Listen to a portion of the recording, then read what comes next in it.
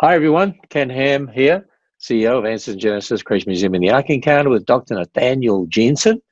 He's in our research department at Answers in Genesis and one of our speakers and a writer, author of the book Replacing Darwin.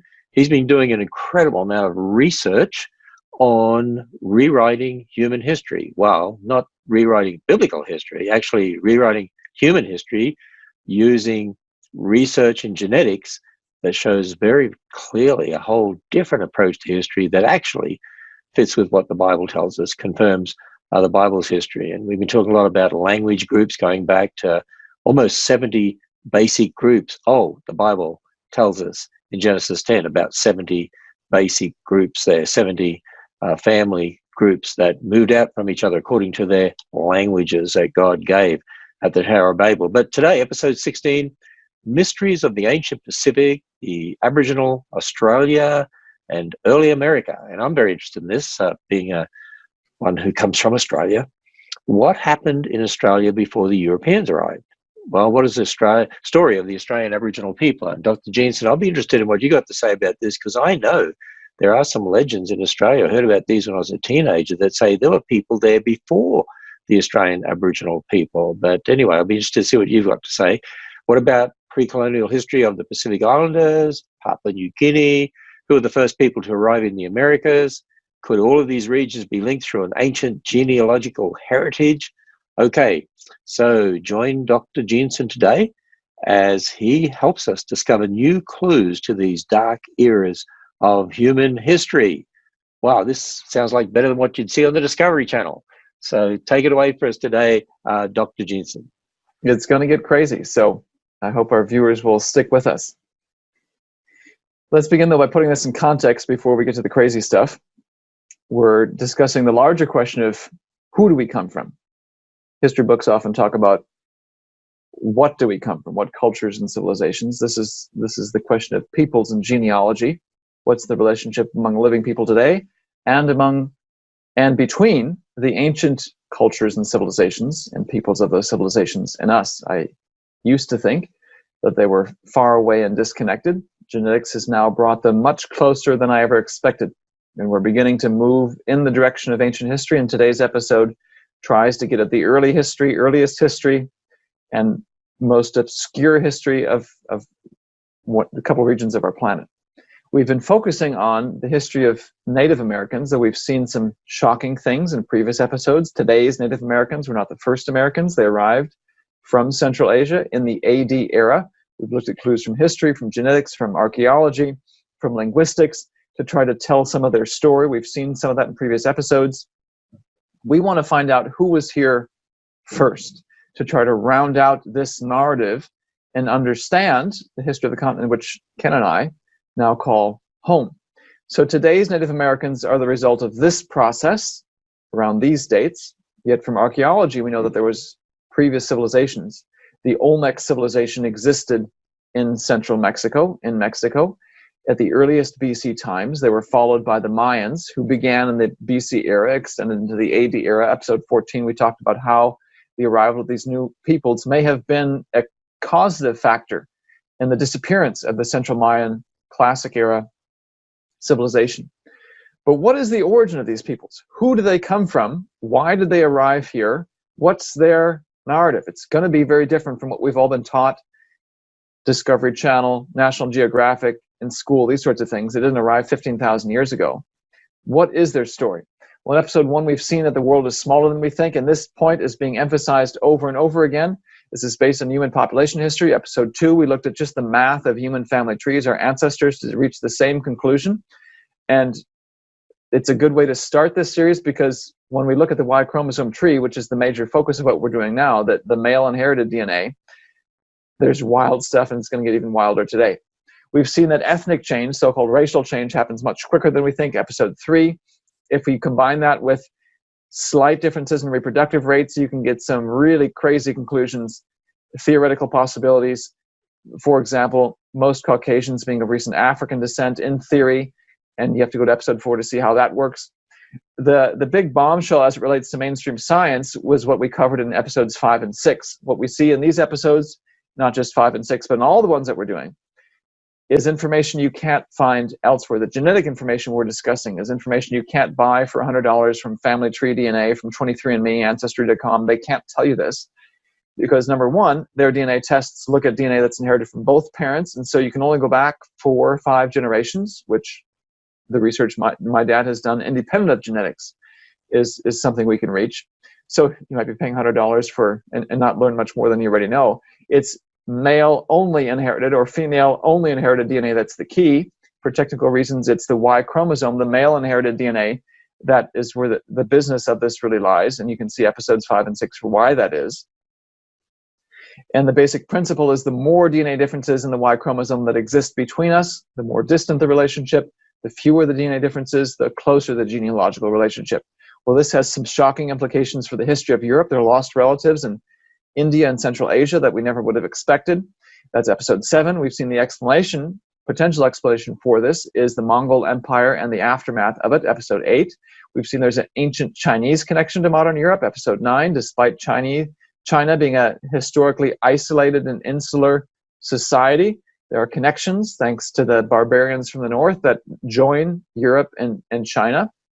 We've looked at the history of Americans, those who came over after Columbus, and seen that there's a hidden history. The ancestors of most Americans are not who you think they are. They go back to Central Asia in the recent past, about 1000 AD and more recently. We've seen a revolution in pre-Columbian history. This is really the beginning of the section on what happened before Columbus. Even mainstream archaeology is dramatically rewriting this in a rapid way that's hard to keep up with. That's episode 11. 12, we looked at the genetic evidence for a resettling event before Columbus. This is what I've been referring to as the early AD era, migration from Central Asia. There's been a neglected history. There's an agreement between some of these Native American oral and written histories and this genetic discoveries, which should prompt us to go and relook at these tantalizing clues. There may be a whole lot more history than people have granted credit to the Native American tribes. We've looked at the synthesis between mainstream archaeology and these modern genetic discoveries to see some new explanations for population collapses, civilization collapses in the Americas before Columbus. Last episode, we looked at the ancient Native American connection to modern Europe. We can fill in some of the story of Native Americans in a way we never expected. And this has implications for how we understand relationships between Caucasians and Native Americans today, and implications for racism and such too. Today, we want to look at mysteries of the ancient Pacific and Australia and how they might relate to early America. Before the arrival of Columbus in the Americas, Europeans thought that the world consisted of 3 continents. And this map from 1490 shows you just that. Well, of course, Columbus famously, we would say, discovers the Americas. He didn't know that. He didn't know he was arriving in the Americas. He, of course, famously and infamously called the natives Indians because he thought he had made it to India, and that's what he's looking for, an alternative.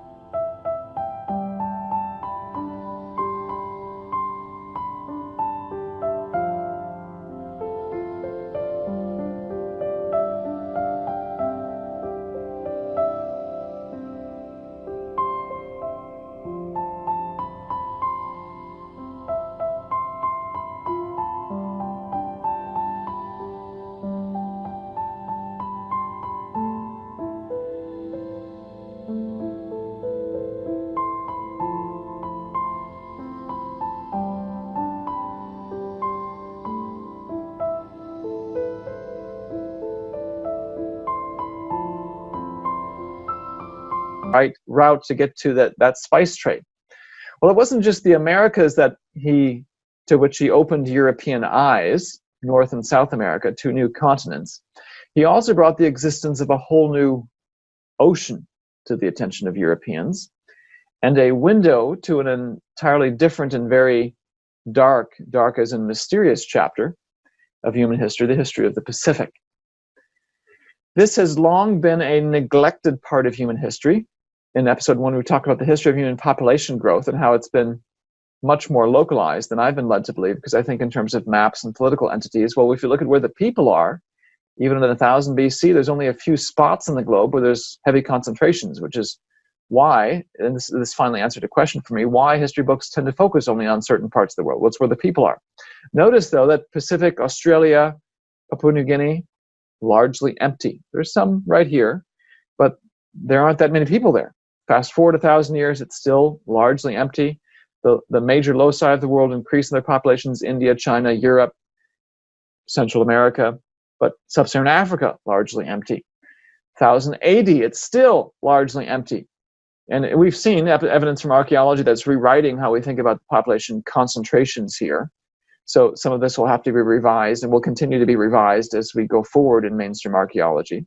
But over here, the Australian Aborigines, Papua New Guinea, again, there isn't that much shaded here in the map, and it only becomes more shaded, and this seems to be largely due to the arrival of Europeans and such. My point here is it's been neglected and was neglected in the 1,000 Genomes Project. This is one of the first studies we looked at. We observed that the populations this particular mainstream study sampled didn't cover much of the map. It covered much of where the people are, but notice that it neglects down here, Southeast Asia, Papua New Guinea, Australia. And the reason for that is because there just haven't been that many people there historically. Europeans had this brought to their attention early, again, or excuse me, I should say late in history, because of the arrival of Columbus. The Spanish and the Portuguese were the first to do the exploring. We'll zoom in on this map momentarily. What I want you to see is that for the Spanish, the Philippines are a major locus and destination for their travels. We're going to zoom in here now and see some of these dates: 1500s, 1600s, 1700s. This is when it finally enters the realm of European attention. However, for many of us, it doesn't enter European attention until one of the major land masses of the Pacific is discovered. That landmass is missing from this AD 1627 map. The southern continent was brought to European attention largely to the work of Captain James Cook. He was not the first European to arrive in Australia, but he's the one responsible for putting it on our map. And of course, when he arrives, he encounters people who look nothing like him, the Australian Aborigines. And it's not just Australia where Europeans encounter folks who look much different from them. It's Papua New Guinea. They look different. And of course, Polynesia, Micronesia have a much more Asian look. None of these people have European looks. And to look at more modern examples, again, these people today look nothing like Europeans. And if we didn't know any better, we might look at some of these Polynesians and wonder if they didn't have an East Asian connection because of the obvious physical similarities. Well, why would we talk about any of this if our larger question is the question of the origin of the first peoples of the Americas? Well, why would we talk about these sorts of peoples? Obviously, there's a physical connection between some of the Polynesians, and you can see obvious physical resemblances between Polynesians and today's Native Americans. But as we've discovered in this series, today's Native Americans are the product of a more recent migration. And they underwent a major population collapse. East Asia didn't undergo such a major population collapse where maybe 90% of the people died out. There was Black Death in Asia at some point, but China is still over 1 billion people strong. Among the natives, though, of the Pacific, there is evidence for population collapses there due to similar reasons. Europeans coming over, perhaps inadvertently bringing diseases to which the natives were not resistant. And so some of them died out as well. And this has the consequence of obscuring some of their history.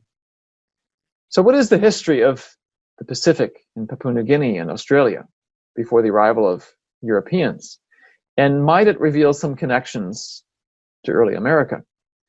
Last episode, we looked at 3 major disciplines of science to look for clues to a different question, the history of those who arrived in the early AD era, could we glean something from these same three fields? Well, if we're talking written history, that basically begins with the arrival of Europeans.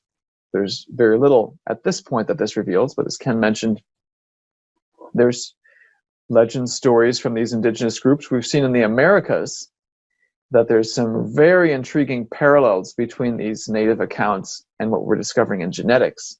Could there be something also present in these accounts? This is worthy of a re-examination.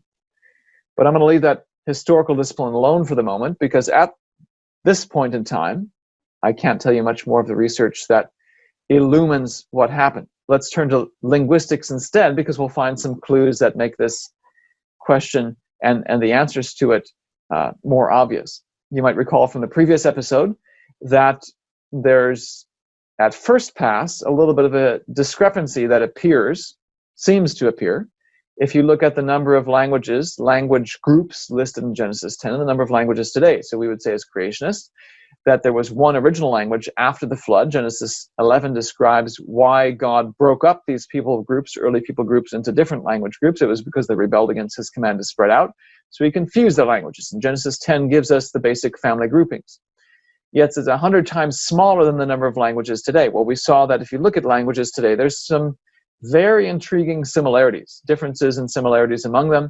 German and English bear some obvious linguistic similarities. Spanish and Latin bear some similarities. It almost begs people to classify them and implies some sort of historical relationships. We saw that the language category of family seems to be a good first approximation for what these original languages were. In other words, you can take the language today, look at their similarities and differences, and group them to successively smaller and more inclusive groupings. And family is a academic category that exists in modern linguists, and there are only twice as many language families as the number of families, literal families, listed in Genesis 10. And we've seen that a good chunk of this, about half of these language families exist only in the Americas, and we looked at reasons for why that might be reduced in the future. Even mainstream linguists are talking about how all the languages in the Americas might eventually be grouped in a single language family. We just haven't done the deep dive analysis of this yet to reach that conclusion. There's been one academic, Greenberg, who's done this, but mainstream folks say the analysis wasn't rigorous enough yet, though they seem to be sympathetic towards the conclusion he's trying to reach. Well, what can linguistics tell us about the history of the Pacific and of Aboriginal Australia and such? Again, just to review the basic principle, notice Africa, as a good, simple example, has just a handful of language families. In orange, the Afro-Asiatic family. This includes Arabic and such. You might, if you know your history of the Muslim conquest, say, well, that sounds a lot like Muhammad's conquests and those of his Muslim descendants. Yes, and so that tells you languages hold within them clues to history. They echo human history. Niger-Congo is a major language family in Africa that covers much of Central and West Africa. You have the Click languages, the Khoisan. We'll talk about some of this in the future. These are sort of the rock stars of mainstream genetics. They talk about here's the cradle of mankind and 200,000 years ago. Well, we'll talk about that in the future. Notice, though, Madagascar, the African island, doesn't have linguistic connections to mainland Africa. It shares a color over here in Southeast Asia. So let's zoom in on that, because it now takes us to the Pacific. There are language connections. There is a single language family, Austronesian, that connects Madagascar, Indonesia, Malaysia, the Philippines, and many of these Pacific islands.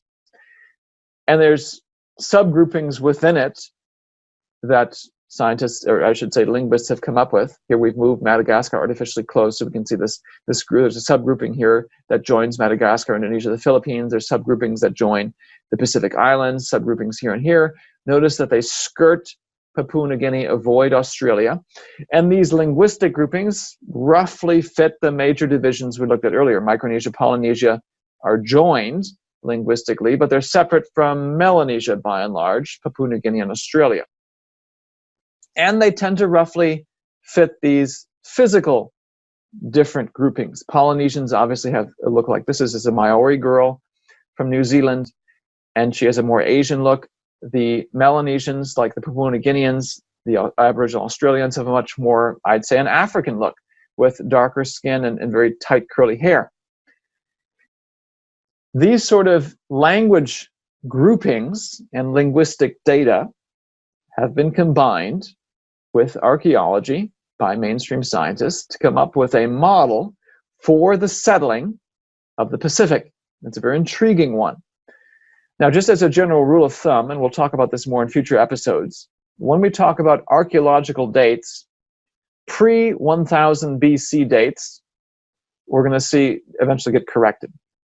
After 1000 BC, there tends to be agreement between mainstream archaeology and what Scripture says. For example, mainstream archaeologists acknowledge the existence of King David around 1000 BC. There's still differences. I'm not saying there's a perfect identity, but generally from 1000 BC forward, you can probably trust the dates that they give. Before that, there's other factors, worldview factors that affect it. So I want to draw our attention first to these red and purple arrows. We'll talk about the blue momentarily. Due to linguistic and archaeological data, linguistically, mainstream folks would say the Austronesian languages began in Taiwan, spread down through the Philippines, and then skirted the coasts of Papua New Guinea, eventually spreading to these islands out here. You can look at the first archaeological evidence for human settlement. And so, in short, if we were to think of this and correct some of these dates mentally, there is an early origin of the Austronesian languages in Taiwan, they'd say. They come down here early in the BC era. Again, the specific dates we'll talk about more in future episodes. They've reached Samoa, early BC era. This is, again, nearly 1,000 years before Christ. But then it stops. And the distant Pacific Islands, even in mainstream science, they would say, are not settled until very late in history, shortly before Europeans arrive. Hawaii isn't settled until about 900. Rapa Nui or Easter Island, those large statues, they aren't settled until 900. New Zealand, the Maoris, not until 1200. This was a shock to me. I didn't think that these islands would have such a late history and would have been empty for so long, but this is the mainstream scientific view. What I want to point out here is that this migration, there's an initial migration and then a subsequent migration. The subsequent migration, going to the distant far reaches of the Pacific, doesn't happen until late in history. And it post-dates what I've argued from genetics was the resettling of the Americas. So if we're thinking about potential connections between Pacific and the Americas, even what I'm saying, this shock of a resettling, predates what mainstream scientists would say is the eventual settling of the Pacific. So my impression is that this stage here, what's in this triangle, probably is not relevant to our understanding of the history of the Americas. And of course, the bigger question we're trying to get at is what are the earliest settlers of the Americas? But that's not the only thing I want us to notice in this diagram. There are blue arrows here pointing towards Papua New Guinea and go down here into Australia. You don't have dates on them. And mainstream science, the dates for the settling of Australia go back 60,000 years, they would say. And Papua New Guinea, maybe 20,000 years. My point is there's a very distant ancient history in mainstream scientists in mainstream science for the settling of these islands. We're going to correct these dates in the future. I want you to see that in the relative sense, they say Australia, Papua New Guinea settled first, and the Austronesian language expansion happens later. That's the point. The Polynesians, they would say, are later arrivals to the Pacific. These groups are some of the earliest. So that's just from looking at these Austronesian languages. Now I want us to notice from a linguistics perspective, Papua New Guinea and Australia. Now today you'll notice this light green color, which we also find here in South Africa, Europe, the Americas. That's the Indo-European family because there's so many European settlers speaking English. That's why you see this dominant green color here. Of course, that's why you see green in the US. English is the main language, and green down here because Spanish and Portuguese, also Indo-European languages, are the dominant ones there. However, there's a salmon color in Australia, and there's multiple colors up here in Papua New Guinea. The Papuan languages, so they're not Austronesian languages, are different. And in fact, it's a mistake to color this just one red color in terms of language families. There's a whole bunch of language families in Papua New Guinea. So Europe has basically one dominant language family. There's a Finno-Ugric language family that ties Hungarian and Finnish and such, and some in modern-day Russia, minority language groups. The island of New Guinea alone has not just a bunch of languages, a bunch of language families. There's a ton of linguistic evidence here. And what I want us to see is that the linguistic evidence, separate language families in Australia, and a whole bunch in Papua New Guinea, fit this relative timing of the settling.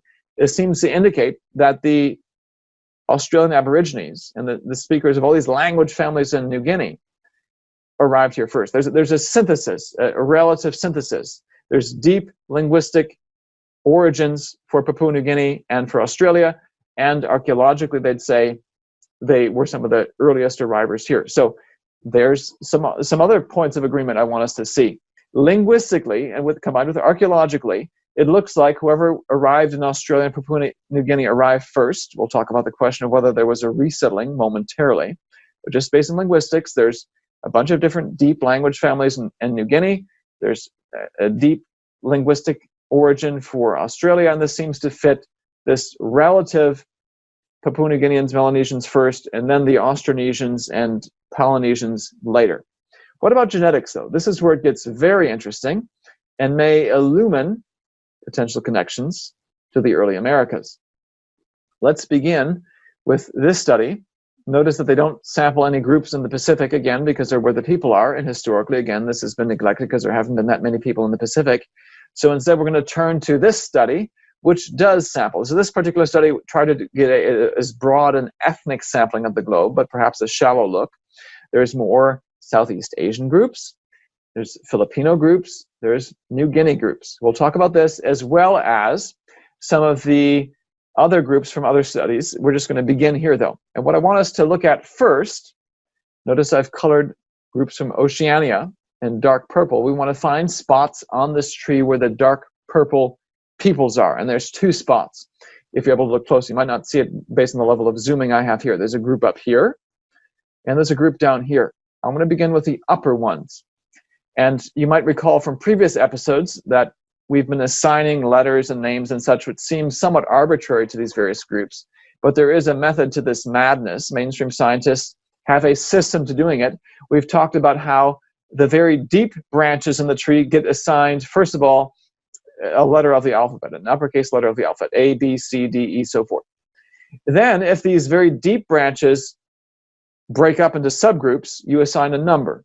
So we've talked about the group R and group R1, R2. And then if that gets broken up even further, it's R1A, R1B. So it's letters, numbers, and so forth. That's the system that they have for assigning it. And what we see here is that there's so many deep groupings in the Pacific, they're assigned separate letters. There's S, there's K, there's M. In Europe, we talk about R1B, a very specific subgrouping being dominant in Western Europe. In the Pacific alone, in Papua New Guinea, you have multiple deep branchings, and they're assigned these separate letters. Dr. Jensen, just to clarify here for those that may not have seen some of the previous episodes, this is all based on research conducted on differences and similarities in the Y chromosome inherited through the male, correct? Exactly. This is Y chromosome based, and this tree is reconstructed based on how many differences and similarities. So when I say there's a deep branching, it means there are huge differences in the Y chromosome, the male inherited DNA, between, if we can zoom in here momentarily just to see who these people are, the Kosipi, the dark purple, are the Papua New Guineans. The Agta are people from the Philippines. The Aeta are from the Philippines. Lebo and Baho are also close by, just to put them on the map here, in Indonesia. So even though they're geographically close, they have tremendous genetic differences among them. There's a huge number of Y chromosome differences, even though they're geographically very close. Physically, the Papua New Guineans, of course, have this, what I'm going to say is a sort of an African look, with dark skin, African-like features and hair and nose and lips and such. Indonesians, many of them have more of a Asian look. Well, the Filipinos do as well, yet the specific Filipino peoples that we looked at are called Negrito groups because they have an African appearance to them. They're a small minority in the Philippines, but there are dark-skinned, curly-haired people in the Philippines. That's who these Agta and Ayeta peoples are, and they're right next to on the tree, these Indonesians. And when I say next to, it's a very deep next to. They're next to geographically, yet they don't have these common ancestors until pre-1000 BC, which is remarkable. So geographically close, they're neighbors, yet genetically on this Y chromosome tree, the differences are enormous and indicate a very deep ancient history, which again seems to fit what we've been discussing linguistically and archaeologically. The settlement of the Pacific, the Polynesian settlement, happens late in history. The Melanesian settlement, and notice that these arrows pass through Indonesia, happens very early. So that's where we're at so far. Now, it raises some questions. Why do we have lighter-skinned Asian-looking peoples as part of this ancient mix? I thought linguistically Indonesia was tied to Madagascar over here and some of the Pacific Islands and Polynesians. Why would they have this deep heritage? Well, if you look at some of the peoples of Indonesia, you might notice that they seem to have what could be perhaps African-looking Papua New Guinea type features. This is one particular tribe in Indonesia. These three gentlemen are all part of the same tribe. Yet if you look carefully at their faces, there's some significant differences. There's diversity even within this single Indonesian tribe. Look at his eyes. Look how East Asian they appear. Yet look at the noses and the lips of these gentlemen. Are those African in origin? I'm going to show you two slides now in which I keep the lady on the left, who's Chinese, and the gentleman on the right, who's Papua New Guinean, the same. But the middle person is going to be an Indonesian in each case, but a different Indonesian. There are some Indonesians who bear obvious resemblance to East Asia. Not identical. Obviously, his nose, his lips are different from this lady's facial structure, but his eyes, his skin tone look East Asian. Yet there are other Indonesians who, if we didn't know any better, look like they're a mix of perhaps Asian features and yet have strong resemblances, nose, lips, and such, perhaps skin tone, to the Papua New Guineans. Well, that's not accidental, I don't think. We've looked so far at one of the genetic branches that show up in Papua New Guinea. Now I want to look at another one that might give us some hints as to why these physical similarities and differences exist in people groups that are geographically very close. So let's move our attention now down to here. Purple shows up down here, this deep purple that I'm labeling Oceania. This is part of a larger group that we call Group C. So again, it's a different letter because it's got a deep connection. Group C has a diversity of peoples on it. Let's zoom in first and see who they are, and then look at their connections and see what this means historically. Notice that this royal blue indicates East Asian, Southeast Asian. You might not recognize these names. Marut is Indonesian. Ayeta, again, are these Negrito, African-looking peoples in the Philippines. Lebo is Indonesian. What's this? This is light green. This is South Asian, India and such. There's an Indian person that shows up in this lineage. And in fact, there is a whole group of South Asians that have a deep connection in this Group C. Dusun and Baho are, again, Indonesians. Here's the purple, the Papua New Guineans. And if we go down here on these branches, pink is Siberia. There's a whole bunch of Siberian groups. Light green is Central Asian. So you might not recognize these names, just recognize that they're pink, they're Siberian. Kazakhs, you might recognize that name, Central Asian. There's this big Siberian branch that's part of the tree. Now, the date, and again, you can see here there's a big deep blue branch, a deep green branch, blue. The Papua New Guineans show up here again. If we brought in data from other studies, you can see there would be deep Australian Aborigine branches here. There's a deep Siberian branch. This splitting up happens around 800 BC. Now again, depending on where you put Noah, that date changes some. The point is it happens after the dates we saw in this other branching. It seems to be a second diversification event, which may have some echo in what Ken referred to in the Australian Aboriginal legends. There were people here before. Well, what does this mean? How can we understand these deep branching events? So again, notice what's happening here. Around 800 BC, or sometime in the distant past, there's a South Asian lineage that emerges. There's a Southeastern Asian lineage, Indonesian lineages that emerge. If we had more other groups that we brought in here, there'd be Australian Aborigine and Papua New Guinean lineages that emerge. There's a Siberian lineage that emerges. So let's put these on the map, combining this study along with others. Around 800 BC, after the settling of Papua New Guinea and Australian Aborigines, there's a diversification event where you have an ancient lineage that shows up in Siberia and Central Asia. If we brought in other data, you'd see a Japanese lineage. You'd see, again, Southeast Asian, Papua New Guinean, Aborigine. There's South Asian. So it appears to be a migration event where these groups spread out, and these lineages appear then to be restricted. After they split, there's a lineage that seems to be restricted to Japan, restricted to Siberia and Central Asia, restricted to India, restricted. They spread out and then take up their roots, spread out, and then plant new roots elsewhere in these locations. So what in the world is going on here? Who's the one who's spreading out? Where do these people come from, and why do they end up in these locations? Looking at how the geography is spread out here, does it mean that there's a Filipino group, Indonesian group that's spreading out in all directions? Do you take the bullseye center and attribute it that way, so that there's a second grouping that then moves into Australia and Papua New Guinea? I want to take a deeper look at this.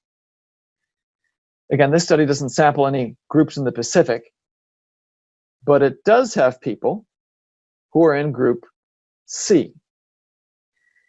I'm bringing up this study because it also has people in group D, which are close by. In this particular study, group D has a very strong echo, and in the study, the only echo in Japan. I think it's about a third of Japan. And when I had this study in hand, I thought, oh, this just must be an ancient Japanese lineage. Well, lo and behold, if you look more broadly in the globe, and especially at some of these neglected minority groups, there is a group of people in the Andaman Islands.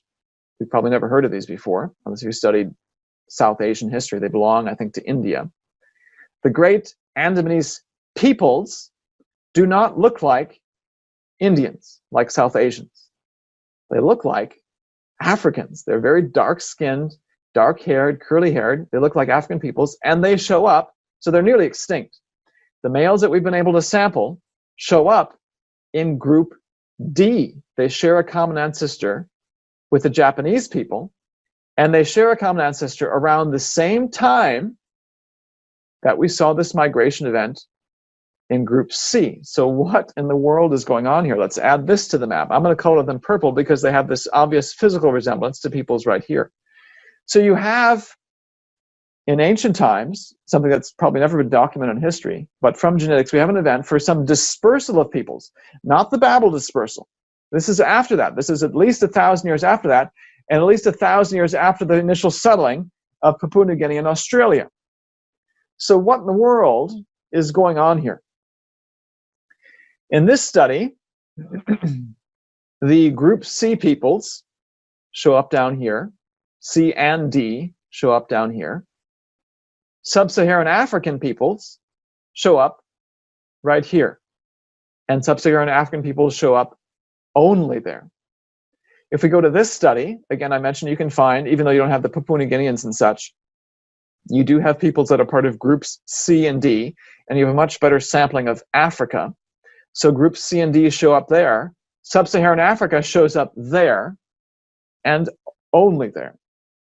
And from my perspective, if you look at the distribution of Sub-Saharan Africans in these lineages, I still have a zoomed out scenario, but I'm doing this because I want you to see that C and D are almost swallowed up in Sub-Saharan Africa. You could make the case that they look like they're African descendants. Again, the original Papua New Guineans show up in S, K, and M up here. So I would argue that genetically there's definitely evidence for an initial very early settling of Papua New Guinea and Australian Aborigines. But could there be a second settling? Again, we've looked at, in group C, a distribution. It seems to be in 800 AD, C and D, there's something that happens where people spread out all across South, East, North Asia, as well into the Pacific. So what's going on? Is this an Indonesian group that spreads out? Could this be dark-skinned peoples, African peoples, who moved into Africa, and they decided to move back out of Africa and keep going. Let's think about the population history when we think about these ethnic or so-called racial components. Remember again, the Pacific, Australian Aborigines, historically, at least in a traditional sense, have been viewed as people poor. They've always been a very small part of the global world population. And if you think about what we discussed in episodes 3 and 4, where ethnic change can happen faster than we think about that, and about the math of reproductive growth, these dark-skinned peoples have historically been very few in number.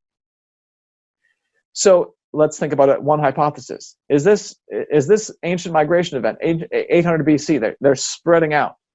Could it be a dark-skinned peoples? Well, if it was a migration of dark-skinned peoples from the Pacific, a region of the globe where they've always been few in number, what we're talking about most likely then would be a migration of a small number of people into South Asia, East Asia, Siberia, Japan, where they're probably the minority population. And based on the genetics that we discussed in episodes 3 and 4, their descendants would probably not look dark-skinned and dark-haired. They'd blend into the dominant population. Yet they could end up leaving, genetically, descendants in which their heritage is obviously coming from the Pacific.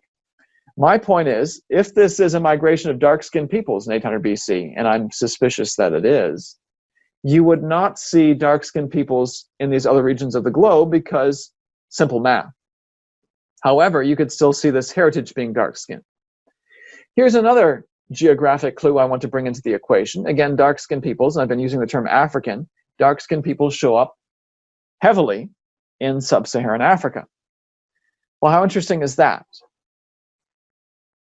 Each of these peoples, here, and I'm talking about the Negrito, the Aeta, the Agta peoples who look like Africans, and here, all of these dark-skinned, dark-haired peoples, and also over here, not only do they share some morphological similarities, they all have ancient lineages. I mentioned that this S and K and M lineages exist in Papua New Guinea, and my guess is actually that, so here you've got dark-skinned peoples, the Aeta and Agta here.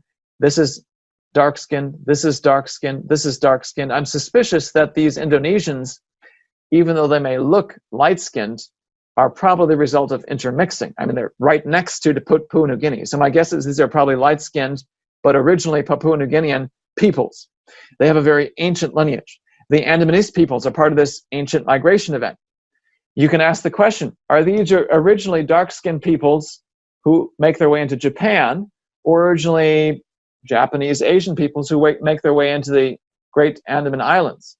I'm suspicious that it's the former, that it's dark-skinned peoples who eventually make their way into Japan, so that some Japanese peoples actually have dark-skinned heritage.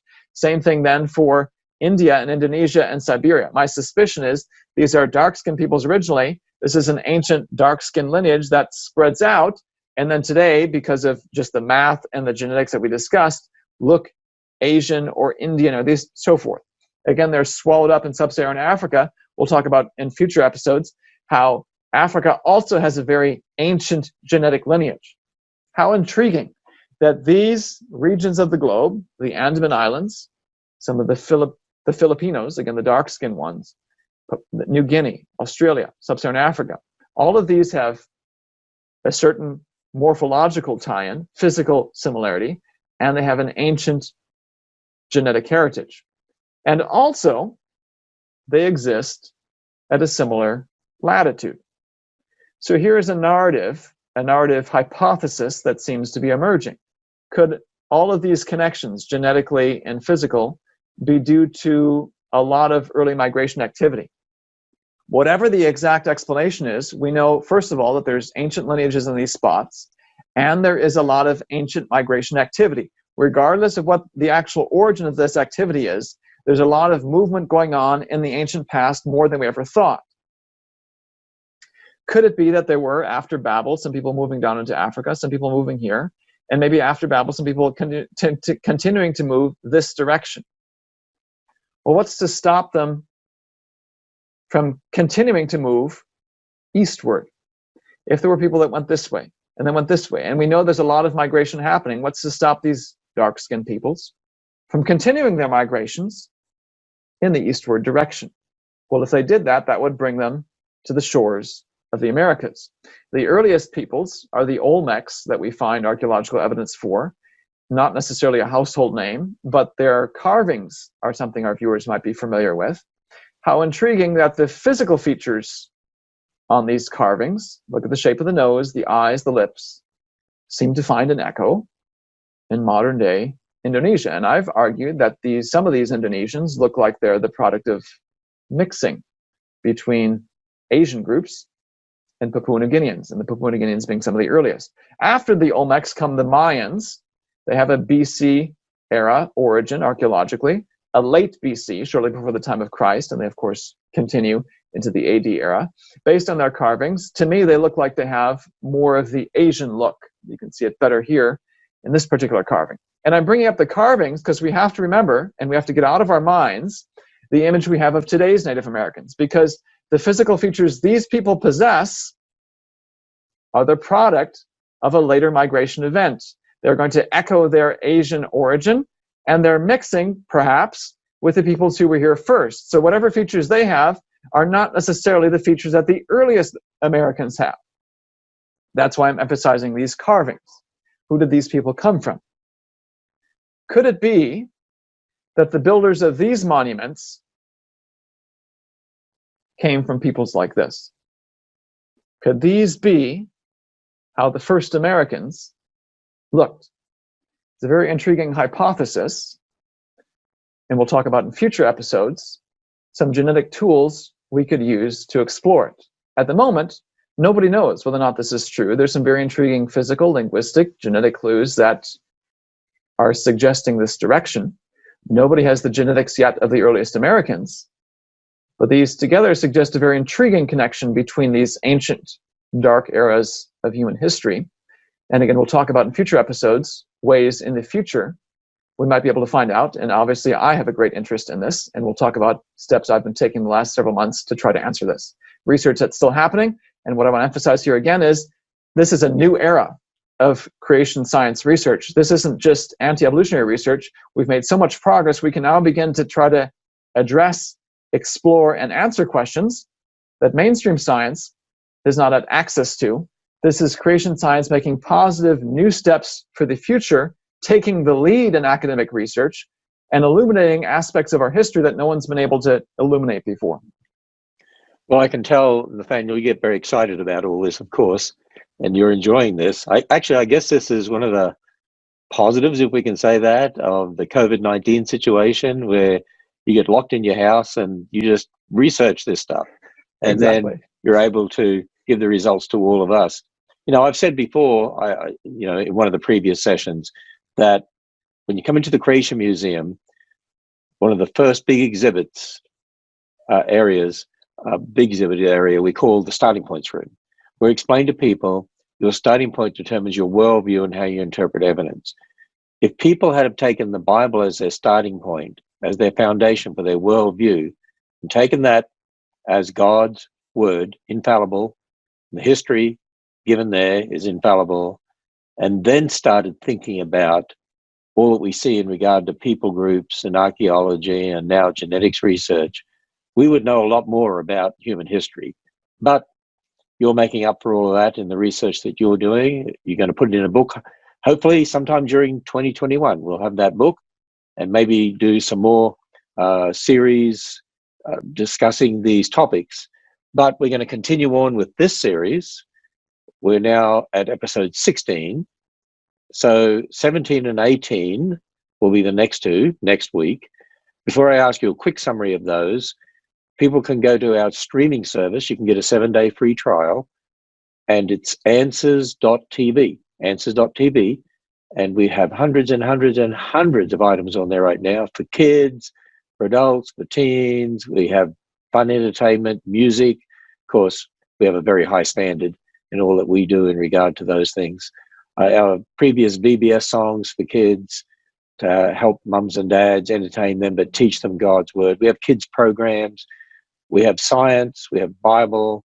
We have Ray Comfort. and quite a number of his videos on there. It's and a lot of our live programming, in fact, all of our live programming now goes to answers.tv, and we still have live programming on Facebook and YouTube, but it all now goes to answers.tv. So I encourage people to subscribe to answers.tv and go and watch all of the previous episodes. So quickly before we finish, what can we expect from episode 17 and 18 coming up? And before I do, just one more quick foot stamping. I want to point out that I think what this episode shows is a refutation of a common stereotypical accusation against us. Well, you creationists, you're anti-science, you kill science, God did it, that settles it, and there's no more questions to ask. What we've just seen is actually, if you start with the Bible, which gives a tremendous framework in which to understand the world, it opens up a tremendous number of new research questions, an entirely new paradigm that makes progress. Starting with the scripture is very pro-science, not anti-science, and what we've just observed is itself a refutation of that sadly common accusation. Well, what we're going to discover, more research questions that we're going to explore. We're going to return to Europe in episode 17, looking at the question of what happened to the Vikings. Could you and I be descendants of these peoples? We've been looking at a lot of the Central Asian connections. Well, that's not the entire story. There's more to be explored in Europe. And if today's episode wasn't provocative enough, in episode 18, we're going to go to the question of, can the Jews be identified genetically? Can we find Moses and Aaron in the history in our world today? What about the relationship to the Arabs and the Muslims and the long history of fracas there? Of course, there's eschatological questions for Christians, different camps on the future of ethnic Israel or not. So if that wasn't explosive enough today, surely we'll light a powder keg in episode 18, and I hope our viewers will join us for that. Okay, episode 18, I think we're going to get a lot of comments. It's going to be very interesting, that particular one. But we look forward to the next two episodes, 17 and 18. And how many more do you think there'll be? How many more weeks do you think we'll do? How much content do you have? We'll probably do about 20 to 25. After that, we'll look at sub-Saharan Africa, ancient India. We still want to talk about the Neanderthals. We'll talk about some additional biblical insights that I've been prompted towards. We'll eventually summarize and basically retell history in short order. In light of all that we've discussed, what is the history of the globe? We'll do that in short, rapid-fire summary form. We'll deal with an episode on the question of evolutionary evidence. What about this claim about no Adam and Eve? And what do you do about these ancient dates? We'll have a hopefully a very helpful episode on that. And end with, where do we go from here? How can we understand? I'm a viewer, and how can we personally say, who am I? What steps can we take? Is there can we start a company? Ancestry and Genesis. What do our viewers do if they want to understand their own heritage? Because again, this is stuff you can't find necessarily in commercial genetic testing. So that's where we eventually want to land, and I anticipate 20 to 25 episodes in total to reach that point. Very good. Well, thanks, Dr. Jensen. And again, you can go to answers.tv to see all of the programs, catch up on everything that Dr. Jensen has related to us. We look forward to the next two programs next week.